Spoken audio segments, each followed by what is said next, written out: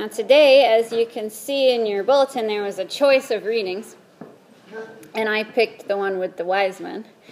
They haven't made it quite yet. They're still back there by the font, but they'll be up here soon. Tuesday, to be exact. But now, this is still Christmas, the second Sunday of Christmas, and this is the season in the church when a lot of tradition comes forward and kind of jumbles things up, and we kind of mix up a lot of the gospel stories. Today we had Matthew, and Matthew doesn't have a manger or an angel or shepherds, anything like that. And Luke, the one we read on Christmas, doesn't have the wise men or a long story about Joseph's indecision. But we tend to put them all together in the same crush anyway. And we also never hear that these visitors were kings at all. They were wise men from the east. But over the years, our tradition has dictated that they're kings, and they have names that I don't remember, and that there were 3 of them, but that's not mentioned in the text either. That comes from the different gifts. Now, I'm not telling you this stuff to ruin your Christmas fun or to be like a know-it-all or anything. Just illustrating that these little details that we hold on to so dear aren't really too important to the overall message of the gospel. So yes, you can still sing "We Three Kings" because it sounds a lot better than "We indeterminate number of wise men from the east."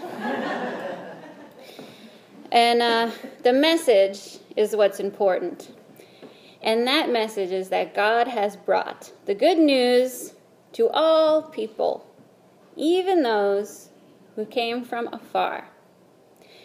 Now, these wise men, also called the Magi, that we call them, were stargazers from the east, possibly Persia, we don't know. They were adept at astronomy as well as various other occult arts, such as astrology, interpretation of dreams, fortune-telling, and magic. So they saw a star, and they followed it, and they found Christ. God came to them in a way that they could understand, not the so-called traditional way. God met them where they were in a way that they could see. We're used to seeing God appear in the Bible via an angel, but here God appears as a star, because God knows that that is what these wise men understand. They know their stars. They study the skies and they follow the signs. God uses that knowledge they have, uses their faith to bring them to Christ. Now, historically speaking, the Israelites are the chosen people. They are blessed by God in order to be a blessing to the rest of the world. And here, God shows us that. The wise men stand in for all the nations who have come to worship Jesus that were not part of Israel, including ourselves.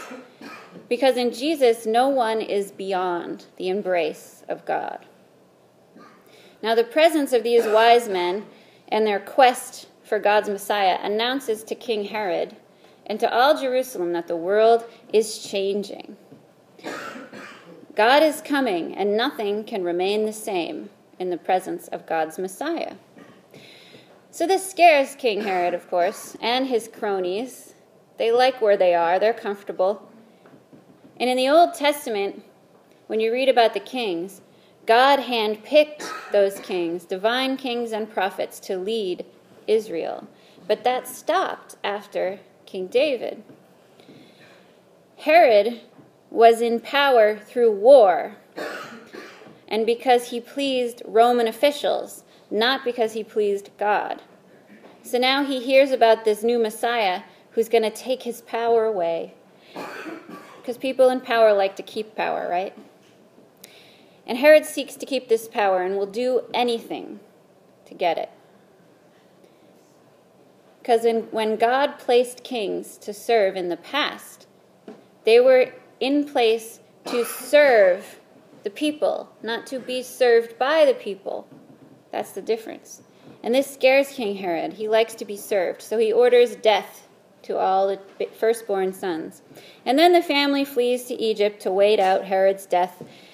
And the story continues, but not today. So the wise men in Matthew are very important characters. However, they don't really say much, and they don't hang around very long.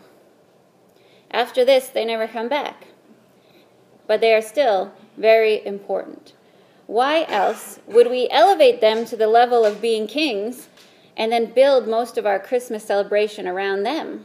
The whole idea of giving presents on Christmas comes from these wise men. They are so important because their arrival signals that the reach of God's loving embrace is broadening considerably. There is no longer an insider group and an outsider group. All people are included in God's plan for salvation, and everyone is welcome, like our sign says when it's not ripped down by hooligans at the end of the road. All are welcome. But not everyone accepts this invitation.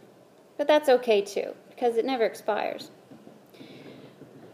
God is always willing to use the unexpected to draw people to God's self.